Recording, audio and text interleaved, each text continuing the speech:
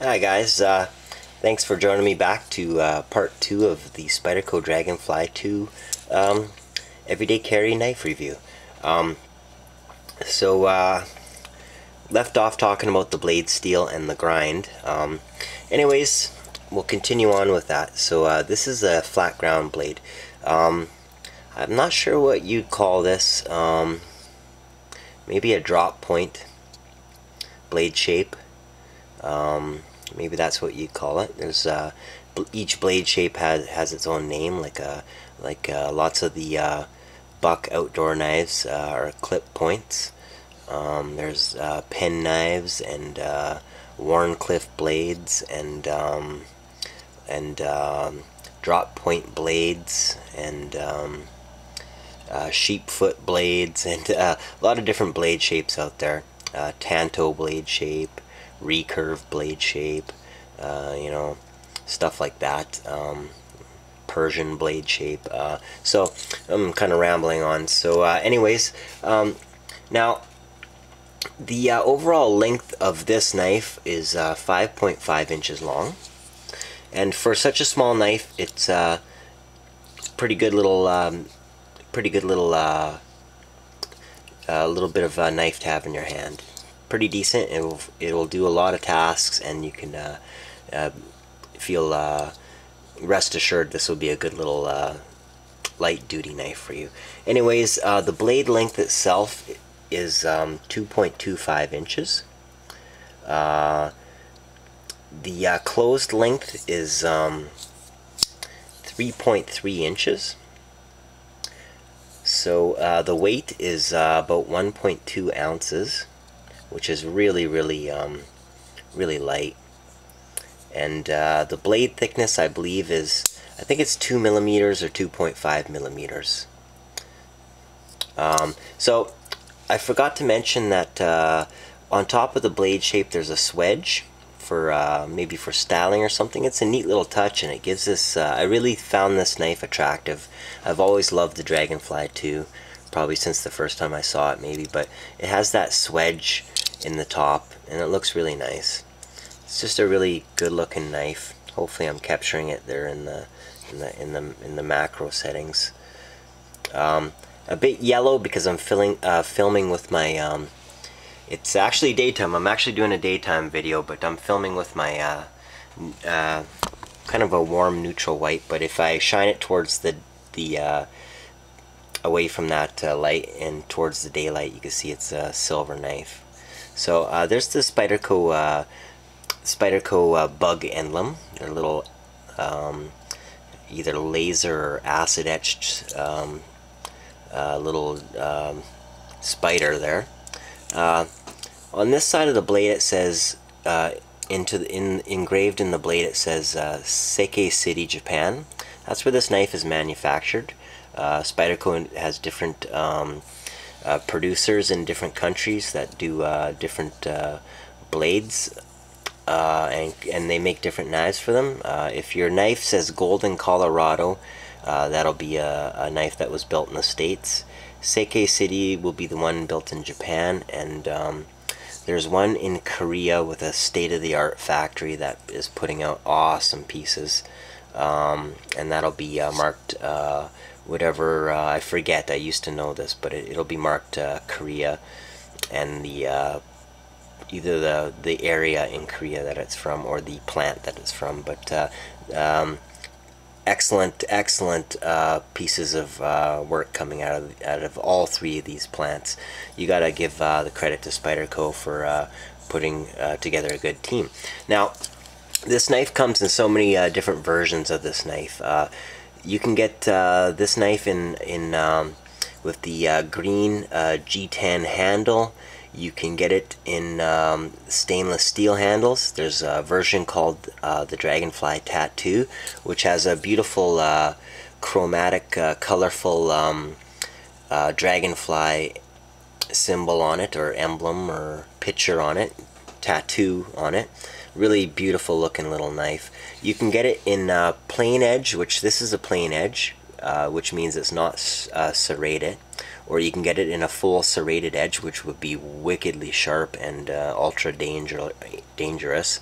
Slice through rope like it was a knife through hot knife through butter. So this is the plain edge, and I guess we'll talk about Spyderco's edges.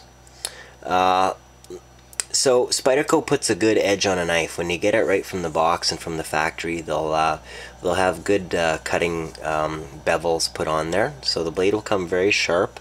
Spyderco pays attention to detail that way, and they want their knives to be sharp right out of the box. This one here, I went and modified it with a set of Lansky sharpening stones, and increased the size of the bevel, and then put a micro bevel on. So I think we have a 17-degree big bevel, and then the primary cutting edge is a 25-degree, and I mirror polished it up to 2000 grit. So this knife is very, very, very sharp. It'll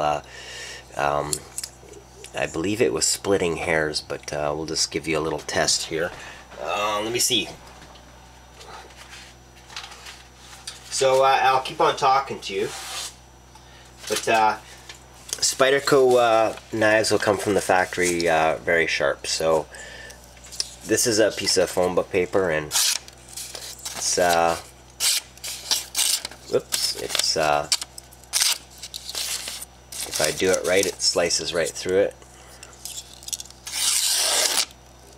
So, and kind of like a push cut now. I haven't sharpened this in a little while, but it's still pretty sharp. Just put those papers off to the side there. Also, this knife comes in what's called the salt version, made with a different blade steel that is absolutely impervious to rust. Remember how I was saying some stainless steel rusts? Well, H1 will not rust, because it replaces the carbon in its matrix with nitrogen instead, which acts as a replacement for carbon and allows the blade to harden. So there's the Dragonfly Salt with the yellow handle and the H1 blade. I believe in serrated, spider edge, and plain edge configurations.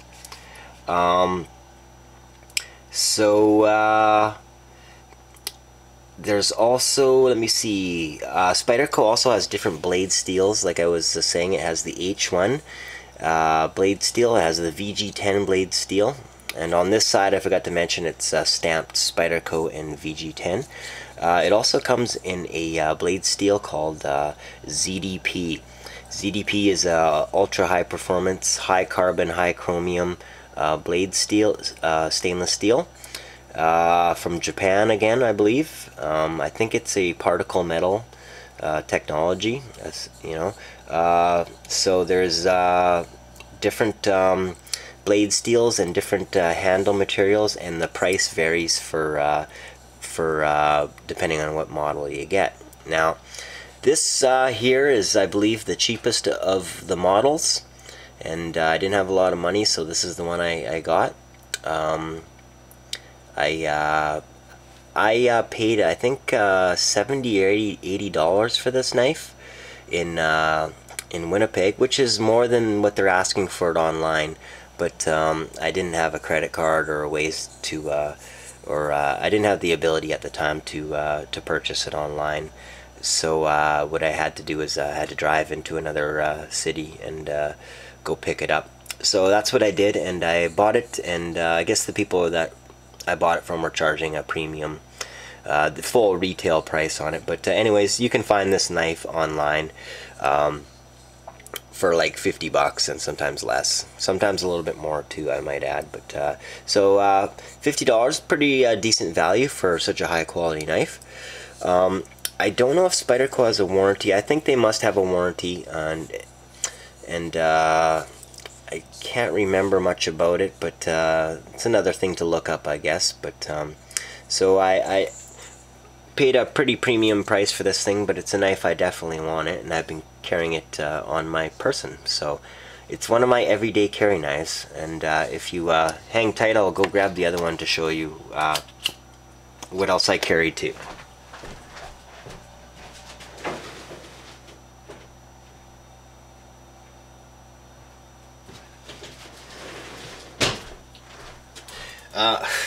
Now, just in case anybody's ever curious to what I EDC, since I'm talking about everyday carry, I've EDC'd a lot of different things in my time. Lately, it's the Robinson RCR5 for a small flashlight. So that's usually always on my person. Also, the Through Night Neutron 1C. And this is kind of neat. I frosted the lens with sandpaper, and I have another clear lens, so that converts this into a total floodlight, as you might have heard in some of my other videos if you watched that. So you can frost lenses on your lights. So I carry the Through Night Neutron, the Robinson. This is for small things. I better put the this was lighting my filming here, so I better stick it back up there. But in my past, I've also carried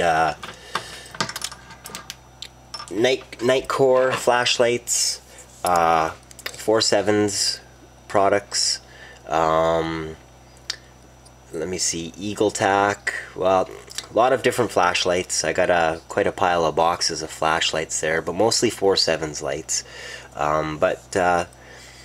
But lately it's the Spyderco Dragonfly is always in my left pocket. The Robinson is always with me. The Through Night's been with me a lot lately. And in my right pocket is the territory for this guy here, my my custom Benchmade Morpho 51 Balisong. This one I went and you've probably seen this in my other videos, but this is my most expensive knife.